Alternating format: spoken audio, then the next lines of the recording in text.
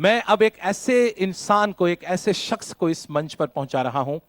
ये मेरे लिए बाइशे मसरत की बात है, मेरे लिए फख्र की बात है, मुझ जैसे नाचीज फनकार के लिए खुशी की बात है कि जिनकी आवाज के बारे में कई अफसाने मैंने अपने शब्दों में ढाले हैं, उस महान शख्स, उस महान फनकार के सबसे खूबसूरत और प्यारे बेटे फरजंद को मैं इस स्टेज पर बुला रहा हूं, जो अपने पिता की विरासत को जिंदा रखे हुए हैं और पूरी दुनिया में उसे फैलाने की मुहिम चला रहे हैं। यानी मोहम्मद रफी एकेडमी के हमारे चेयरमैन और मोहम्मद रफी साहब के फरजंद जनाब शाहिद रफी के लिए जोरदार तालियां हो जाए।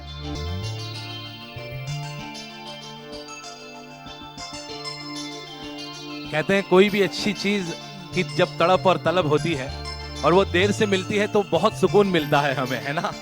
आसानी से जो चीजें हासिल हो जाए शायद कहते हैं उसमें मजा नहीं है। तो आइए अब आपकी तड़प और तलब को खत्म करते हैं शाहिद रफी साहब।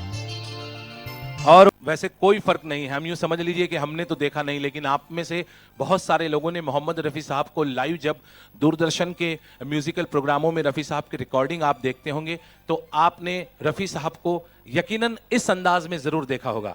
लेकिन उस रफी में और इस रफी में एक छोटा सा फर्क मैं महसूस कर रहा हूं बड़ी माजरत के साथ, और वो है चश्मे का सर। ये बात क्या बात है। अब कोई नहीं कह सकता कि हम रफी साहब से रूबरू नहीं हुए। क्या कहते हैं आप?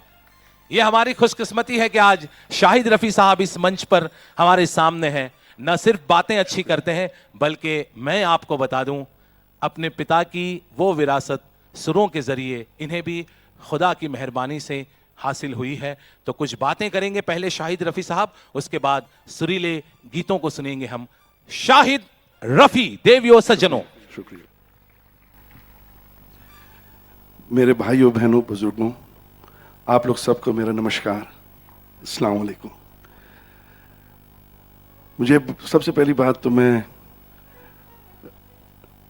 राजपथ क्लब का आभारी हूं, शुक्रिया अदा करता हूं उनका, जिन्होंने मुझे इस मंच पे आने का और आप लोग के सामने पेश होने का मौका दिया। मैं कुछ बात करना चाहूँगा आप लोगों से।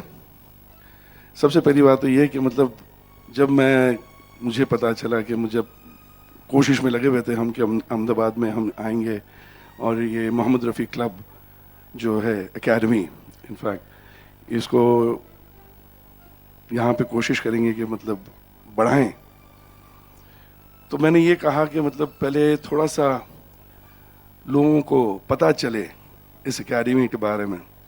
और मैं ये भी चाह रहा था कि लोगों को अवेयरनेस हो इस एकेडमी के बारे में। तो मैंने ये कहा कि सबसे अच्छा मौका यही होगा कि शो पहले कुछ छोटा सा करें, जब पेश हों सबके सामने और अवेयरनेस सामने आ जाएगा आप लोगों के।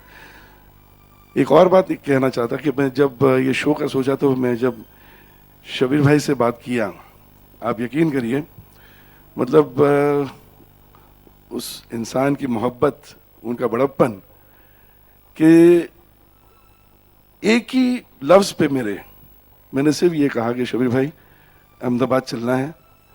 बोले शाहिद भाई आप हुक्म करिए। वो उस इंसान का इतना बड़प्पन है, मोहब्बत है। मैं चाहता हूं कि एक जोरदार तालियां उनके लिए हो जाए। शुक्रिया।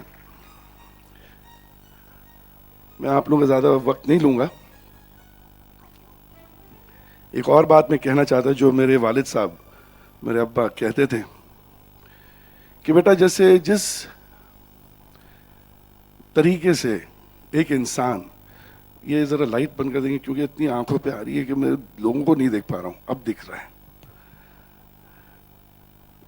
वो ये कहते थे कि जिस तरीके से बेटा एक इंसान खड़ा रहता है वो उसकी रीढ़ की हड्डी होती है। ये रीढ़ की हड्डी जो बैकबोन जिसको कहते हैं, वो अगर इंसान में नहीं है तो he is like a vegetable. कहने का मतलब वो बिस्तर पे पड़ा रहेगा, ना हिल सकता है ना कुछ। उसी तरह हम जो सिंगर्स हैं उनका जो बैकबोन है वो ये म्यूजिशियंस हैं।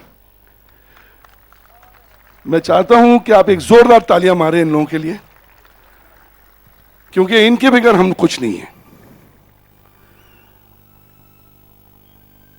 और मैं आपको एक गीत सुनाता हूं, कोशिश करता हूं, I am not a singer, लेकिन मैं कोशिश करता हूं। उम्मीद है आप लोगों को पसंद आए। अगर पसंद आए तो तालियां मारिएगा, और अगर नहीं भी पसंद आए तो तालियां मारिएगा। Thank you.